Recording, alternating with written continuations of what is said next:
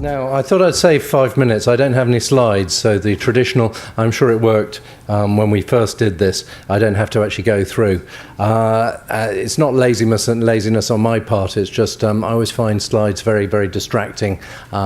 Putting them together, you always. I did actually do a conference where my team insisted I had slides. The trouble is, I never saw them until we actually did the presentation. So I was going through, and I was really impressed by the slides, and I was saying how impressive the slideshow was.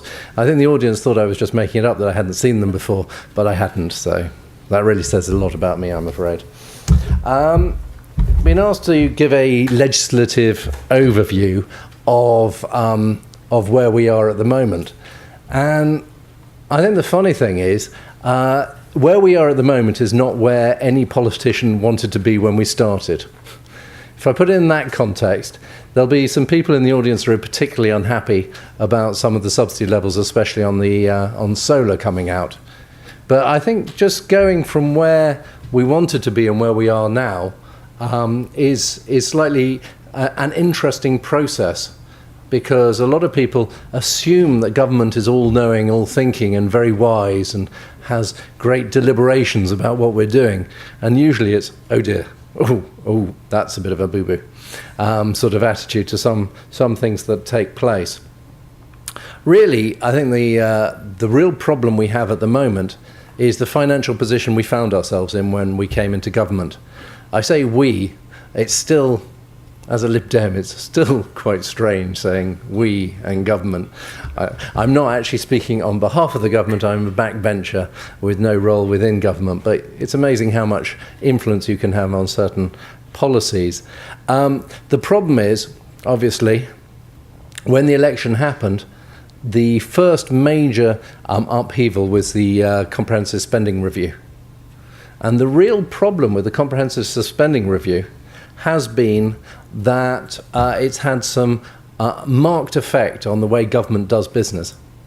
The first thing is that you had the problem that every expenditure was going out of control in a number of areas. Everything had to be reined back in, because if you actually give money in one area, it comes out of somebody else's budget. The law of unintended consequences is actually quite strong, and I'll come back to that, especially with solar fit and AD fit, which is a sort of object lesson in who shouts loudest.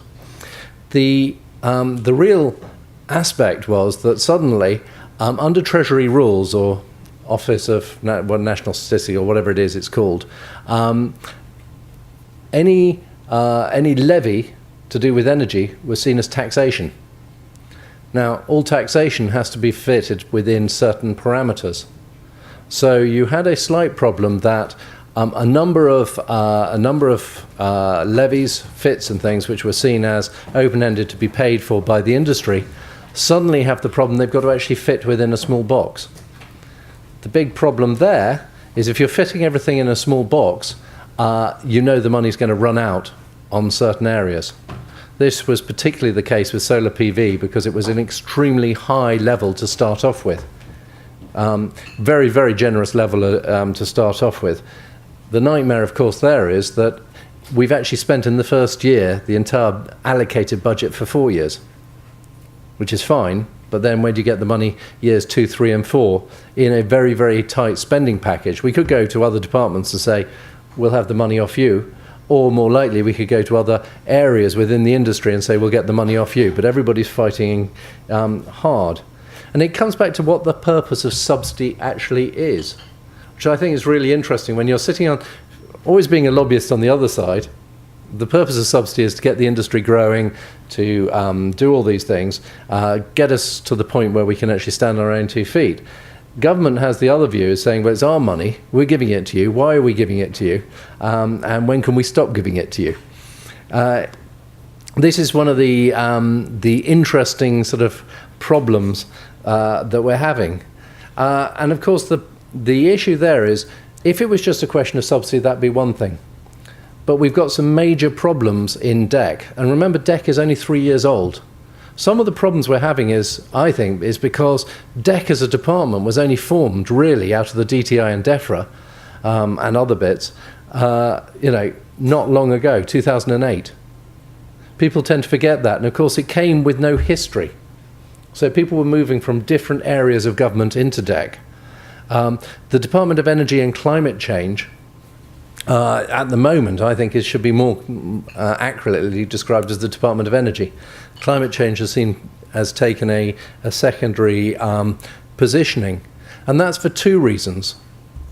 There is a problem, obviously, under the CSR, which is suddenly the departments which have to do all these amazing works suddenly find they have no money and have to lose a large percentage of their staff. When we come on to waste, it's incredible the number of staff that DEFRA's had to lose, between 20 and 40%, depending on how you do the figures and when you're looking at it. It's quite difficult to find people who are still in post, who you were dealing with a few months ago. The teams are changing and the departments are shrinking. And they weren't large departments anyway. So when you're actually talking about the RHI team, do remember that there's not very many people in them and they're doing a lot of other jobs at the same time, which of course doesn't sound great, but those are the limitations you have within government. So you have a falling number of people in the departments, but you have some intrinsically difficult problems coming up. One of them, which doesn't seem to raise its head, is we're running out of energy.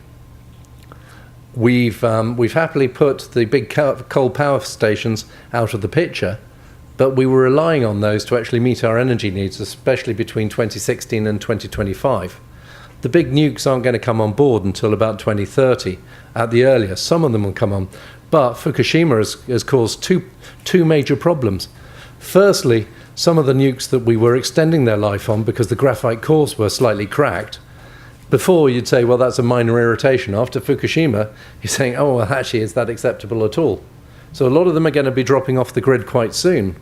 A lot of the coal power fire stations, which aren't clean enough, by European law, will have to start dropping off about 2017 onwards. And what have we got to replace them with? We've been reliant on gas, but the trouble is, when we were reliant on gas, we were a net exporter of gas. Within 10 years, we're going to be a net importer of gas. 80% of our gas is going to be coming from outside these shores, which is a bit of a worry because we're on the end of the grid. A lot of the gas comes from the Far East. And what worries me is if we were just talking about the European marketplace, as we always have in the past, that's one thing. And the gas price goes up and down on recessions in Europe. But the reason gas prices aren't going down is because India and China are actually quite close to those sources of gas, and they want the gas. We've got a real problem with 20% of our gas comes from Qatar. And I'm secretary of the All-Party Qatar Group and was in Doha recently, went to meet the Emir, I'm just name dropping here, and there was a group of Japanese, and it was after Fukushima, so they're standing there, and the Emir says with a twinkle in his eye and a smile, he says, ha, they're here to buy your gas. Now, that is quite a good joke, except it's not, because they were. Of course, if you haven't got, the Japanese decommissioned 7% of their nuclear power stations in one day, which gets them a commendation from WWF, but has a slight problem in the fact that you can't stick a gas pipeline in an earthquake zone. So you have to use liquefied natural gas. There's not many supplies of those. They want it from Doha. Doha are our great friends and will carry on supplying, but the price will go up. This is a big worry. Reading in the papers recently, everybody says, well, don't worry, shale gas is going to solve all our problems. That's going to be fantastic. Shale gas is there. Trouble with shale gas is, in America, they found a really big field in Texas and had no environmental laws to protect any of the extraction. That's great. You get a lot of your gas, and they're getting 20% of their gas from one field. No problem at all. Suddenly, everything's hunky-dory. The problem is, it's not easy to extract in different places. It's quite expensive. And the recent report showing the drilling up near in the northwest shows that that drilling caused 2 small earthquakes underneath Blackpool. Now, obviously, they were small earthquakes, which would upset some people, because it's Blackpool. But, so, cracks in Blackpool walls and things like that. I went to a conference on, it's the Lib Dem conference in Blackpool, and they said, I said, oh, can I have a non-smoking room? This is before the smoking ban, and they went, well, there's an ashtray in the room. I said, yeah, but I don't want to smoke. She said, well, take the ashtray out. Blackpool's good. But you do have the problem there that if you start talking about the environmental concerns and the cost of extraction, you have a major issue there about the cost of shale gas. You know, you could absolutely completely jigger our water aquifers by doing this. Is that acceptable in an area where we've got water stress throughout the country? I wouldn't say it was. I don't think we're going to be able to extract in large numbers of areas where there's water aquifers. The Environment Agency just wouldn't accept it, and neither will they accept it in large parts of Europe. So it leaves us with the fact that fuel prices are going to go up. I used to be anti-nuclear. We're going to need nuclear. We're going to need absolutely everything. We're going to need everything in the pot to keep the lights on. It's going to be a broad consensus, but that does mean that if we're going to go for nuclear, we've got a problem with price of electricity anyway, because we're then looking at carbon pricing. So we're going to have to subsidise nuclear through carbon pricing. Everybody says it's not a subsidy. I love it. You know, what do you call a subsidy and not a subsidy? You just dress it up as a carbon price. And of course, you've got the other issue is that there's going to be the introduction of the carbon reduction commitment, which is going to be the largest green tax almost ever. It's about $500 million to $1 billion coming in April on business. I love George Osborne saying he's against green taxes and not realising that he's actually committed to one of the largest green taxes in April. Nobody's told him, but there you go. Poor George, he's going to notice that in a second. So you've got some really problematical issues. You're going to have fuel poverty, not just amongst domestic customers. You're going to start seeing it amongst companies, big time. And this is a real issue because of how do you actually manage demand when you haven't got supply? Through price. It's the only way. Now, you could say, oh, that sounds awfully depressing. Yes, it does. But on the bright side, the other way of doing demand, dealing with demand is actually to see energy as not the incredibly cheap resource it's seen in the past. To suddenly see energy for what it is, which is a scarce resource that's becoming scarcer, and that we've actually got to do something about it. And we've got to actually start making the savings. So a lot of the issues about zero carbon, you know, you've been to so many companies who say, zero carbon, it's too expensive, not interested. Suddenly it has a massive change. I've been talking to a lot of companies and they've been going, well, when we had CRC as an abatement, we didn't really care because the money was coming into the company and we got some money on.